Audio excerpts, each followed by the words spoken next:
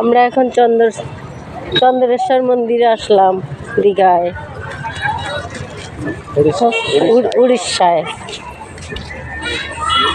Photo তুলতে দেবে কিনা জানি না, কিন্তু ওপরের একটু বাইরের সিনারি দেখায় দেবো সবাইরে। দেখো শিব বসে রয়েছে।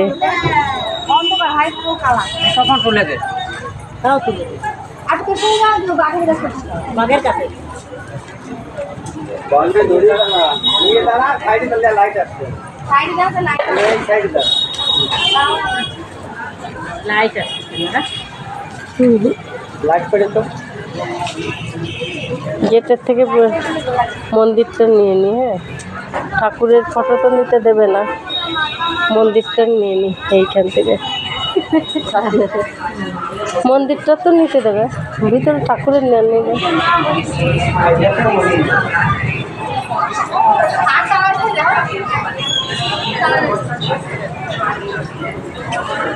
মাছ আছে।